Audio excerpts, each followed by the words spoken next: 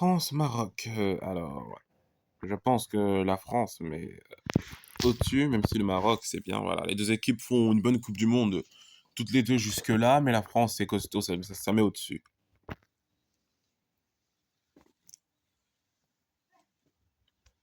Voilà, et ça 3-2, pas une remontada, mais au terme d'un match fou. Espagne-Belgique. J'ai confiance en ma patrie. Belgique, allez, il y en a qui disent 2-1, 2-0, 1-0, même pas une partie qui dit pour la Belgique, alors voilà. Prenez-moi pour un fou, c'est pas grave. On peut même ouvrir le score, voilà. Ce sera peut-être le même scénario que face au Brésil, hein.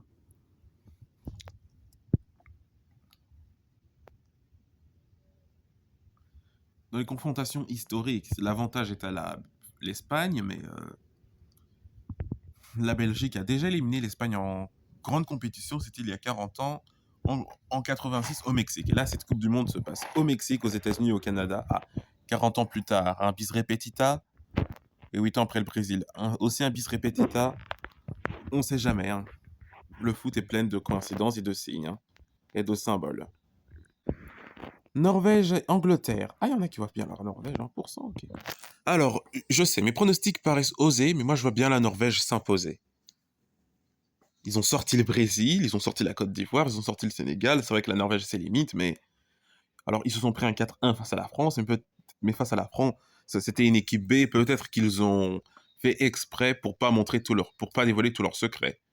Quand on voit qu'ils ont sorti le Brésil, et en plus, leur grand gardien, Nyland,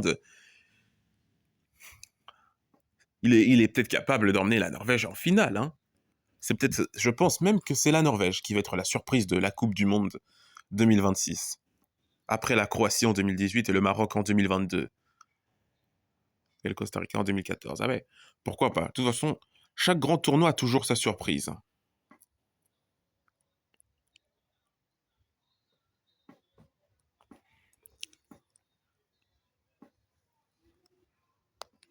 Ouais, parce que c'est vrai que l'Angleterre, alors est-ce que l'Angleterre mérite d'être là où elle en est maintenant? Euh, c'est vrai que elle s'est fait peur elle s'est fait peur face au Mexique, hein, voilà, qui s'est bien battu, qui aurait pu revenir, qui aurait même pu égaliser avant la mi-temps. Un beau Mexique, hein. Elle s'est aussi fait peur face au Congo.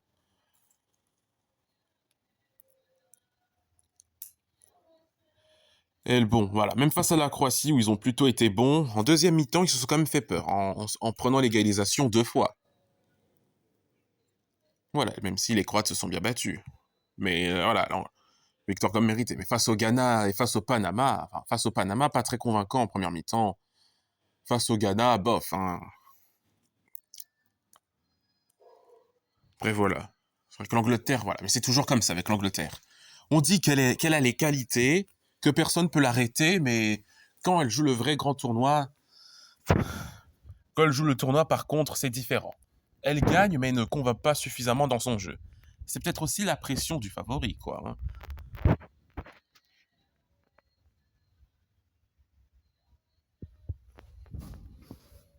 À l'Euro 2024, ils font un parcours dégueulasse dans leur jeu, mais vont quand même en finale.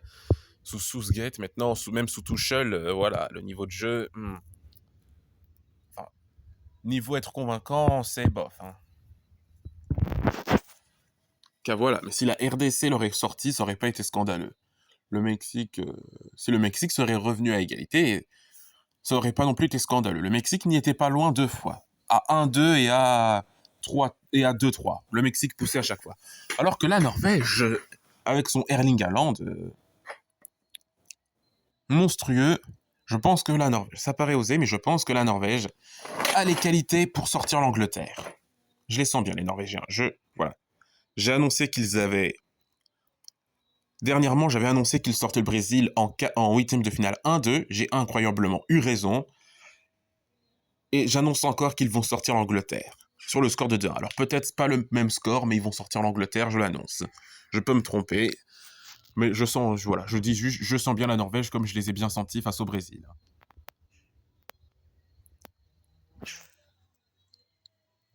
Désolé, mais l'Angleterre, voilà, c'était tout juste face à la RDC et Face au Mexique, ils se sont fait peur. Tu peux pas compter tout le temps sur le fait que tu te fais peur. Hein. Désolé, hein, mais bon. Bon, même si face au Mexique, ils ont marqué 2 buts en 2 minutes, voilà. Suisse, Argentine, Suisse. Alors l'Argentine, discours pareil que pour l'Angleterre. Hein, alors bon, je mets 1-2, mais peut-être que les Suisses vont les sortir, peut-être pas sur le score de 1-2, mais je dis juste Suisse qui est qualifié. Désolé, mais l'Argentine aussi, face à l'Égypte, ils se sont fait peur, c'était un miracle. Face au Cap-Vert, ils se sont vraiment fait peur. Mais tout juste, hein, on va dire. Hein, voilà. Face au Cap-Vert et à l'Égypte, c'était tout juste et un miracle. Enfin, même plus un miracle face à l'Égypte. Désolé, mais je suis désolé, mais tu peux pas compter que sur des miracles. Hein.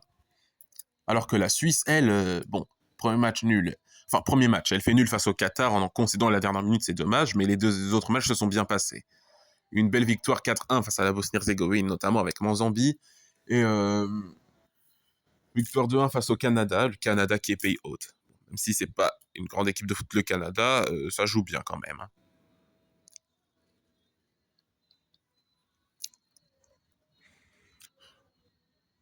Et là, face à la Colombie, les Suisses ont réussi à jouer des pronostics. Ils réussissent à tenir en tête à la Colombie 0-0 pendant 120 minutes pour seulement les vaincre au tir au but. Alors que dans les pronostics, la plupart des gens voyaient la Colombie vainqueur. Alors que moi, je voyais bien la Suisse s'en sortir face à la Colombie. Eh ben, résultat des courses, c'est la Suisse qui s'en est sortie. Ben, je suis même content pour nos amis suisses, hein, voilà. Comme quoi, voilà, quand je suis un adversaire dont... Des fois, il y a un adversaire qui n'est pas donné gagnant par la majorité des gens qui font leur pronostic, mais je vois cet adversaire gagner, ben, l'adversaire s'en sort. Il faut compter sur moi. Mais voilà, c'est une belle équipe de Suisse, hein.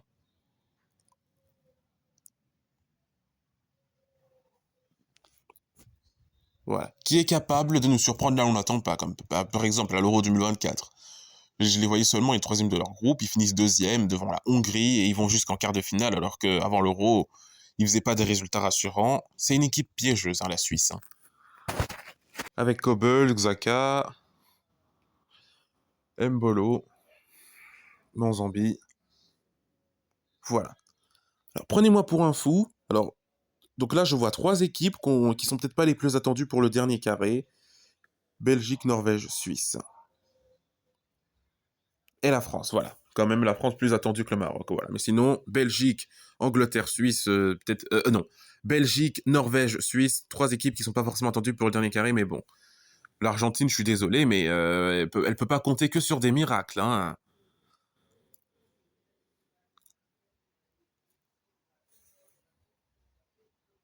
Bonne phase de poule, hein.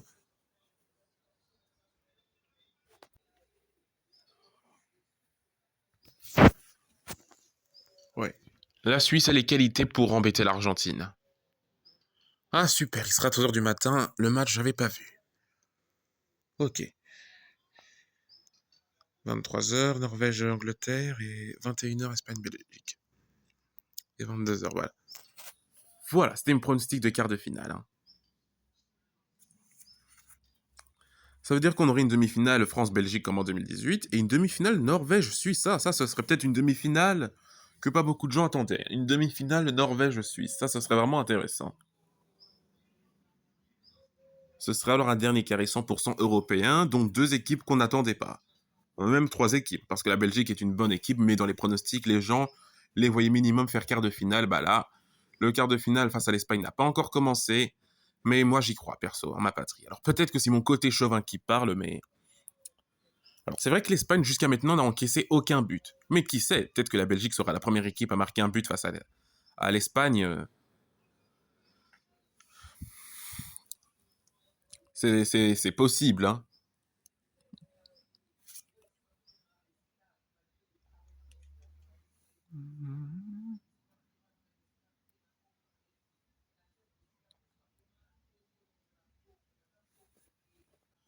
Voilà, on a battu 4-1 les États-Unis. Alors les États-Unis, c'est pas une mauvaise équipe. Les États-Unis étaient très séduisants jusqu'à maintenant dans cette Coupe du Monde, enfin jusqu'à ce huitième de finale où là les États-Unis n'y étaient pas du tout. C'était même le pire match des USA dans cette Coupe du Monde jusqu'à présent face à la Belgique. Alors que jusqu'à maintenant, Alors que les USA jouaient très bien avant ce match. Mais c'est vrai qu'en même temps, il y a eu l'affaire avec le joueur Balogun, ça leur a mis un coup de pression alors qu'ils y pouvaient rien.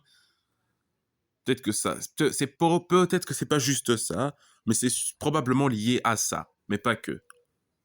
Mais voilà, même Pochettino a dit que les Américains n'étaient pas à leur niveau, puis il y a eu le match face au Sénégal, où le but de la résurrection de l'écart a réveillé tout le monde. Parce que si le match se terminait sur 2-0, les supporters belges, ils insultaient tous un par un les joueurs belges. Parce que c'est vrai qu'avant le but du 1-2, les Belges n'étaient pas bons dans leur match. Mais la résurrection de l'écart les a réveillés. Incroyable.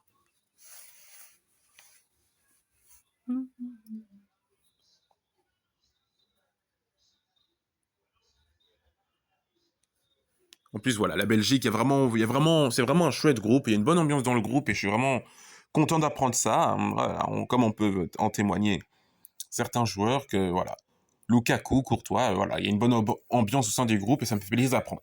Ça me fait plaisir d'apprendre ça parce que la Coupe du Monde 2022, c'était tout le contraire, où Kevin De Bruyne râlait sur la défense et la victoire face au Canada a été vécue comme une défaite. Et voilà, c'est pas non plus chouette d'être dans une ambiance où le niveau de jeu n'est pas bon et du coup la victoire est vécue comme une défaite et que des joueurs se critiquent entre eux.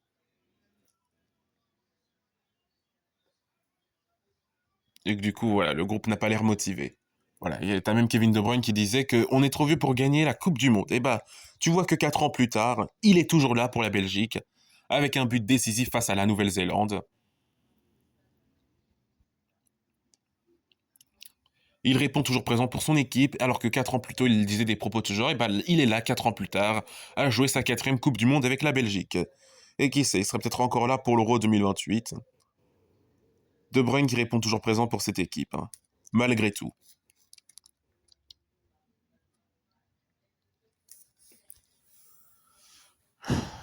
Voilà. Donc ça me fait plaisir hein, que ça se passe mieux pour cette équipe de Belgique, que l'ambiance est bien meilleure au sein du groupe. Mais pour faire une réanalyse à Espagne-Belgique, l'Espagne, quand même, niveau de la défense, c'est très costaud. Hein. Donc ce sera peut-être un point compliqué pour la Belgique, mais il y a de quoi y croire. Remontada face au Sénégal, des gifles 4-1 aux USA, alors que c'était normalement pas la même équipe que celle du mois de mars, hein, les USA, décevant pour eux, mais bon. Victoire 5-1 face à la Nouvelle-Zélande, alors que tu as fait 0-0 face à l'Iran et 1-1 face à l'Égypte, voilà. Pour la Belgique, j'y crois, blablabla. Ça a été tout. Sauvegardé. Voilà.